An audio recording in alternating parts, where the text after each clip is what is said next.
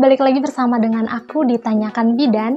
Khusus di video kali ini aku akan membuat tentang cara mendiagnosa kehamilan dengan 3 cara, yaitu tanda tidak pasti hamil, tanda pasti hamil, dan tanda kemungkinan hamil. Mungkin ada beberapa yang sulit untuk membedakan cara mendiagnosa kehamilan ini, atau mungkin ada yang sering terbalik. Nah, di sini akan aku jelaskan dan cara tips membedakannya seperti apa. Jika kamu salah satu dari yang belum mengerti atau masih bingung atau masih mungkin sering kali terbalik-terbalik, nah kalian bisa nonton video ini dan nanti di dalam menjawab soal UKOM kalian bisa dengan mudah menjawab soal ketika ada soal yang berhubungan tentang mendiagnosa kehamilan. Nah, cara gampang untuk mengingatnya, kalau dalam menentukan diagnosa kehamilan dikatakan dia tanda tidak pasti hamil, itu berdasarkan data subjektif atau apa yang dikatakan oleh ibu. Misal, ibu mengatakan sudah 3 bulan tidak menstruasi, itu termasuk dalam tanda tidak pasti hamil. Atau mungkin ibu mengatakan mengalami mual muntah, itu juga termasuk ke dalam tanda tidak pasti hamil.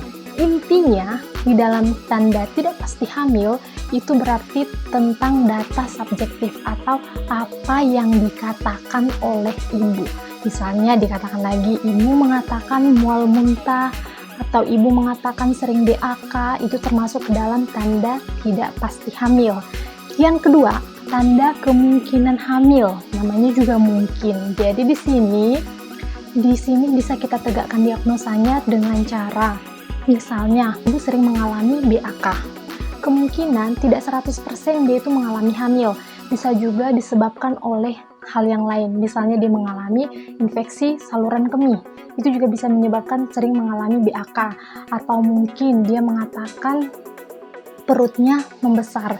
Bisa jadi itu disebabkan kemungkinan lain, siapa tahu ada tumor atau mungkin ada sesuatu di dalam perutnya.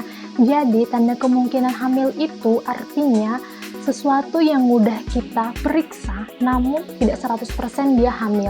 Masih ada kemungkinan lain selain diagnosa tentang kehamilan. Jadi tentang tanda kemungkinan hamil itu artinya kita sudah melakukan pemeriksaan.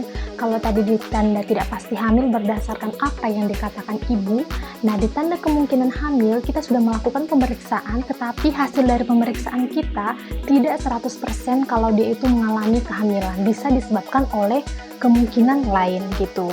Nah, tanda pasti hamil adalah tanda yang udah 100% pasti dia hamil. Misalnya kita melakukan leopod, kemudian kita merasakan adanya bagian-bagian janin, kemudian kita melakukan DJJ, kita mendengarkan adanya detak jantung janin, nah itu bisa kategorikan ke dalam tanda pasti hamil.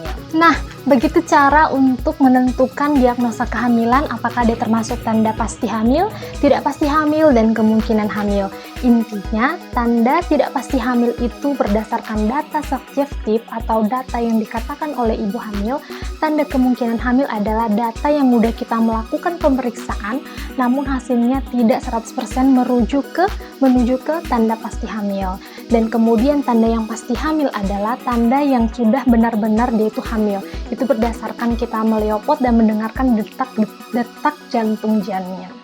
Oke teman-teman, semoga video yang singkat ini bisa bermanfaat untuk kalian. Dan jangan lupa terus dukung channel aku dengan cara subscribe, like, dan komen. Dadah!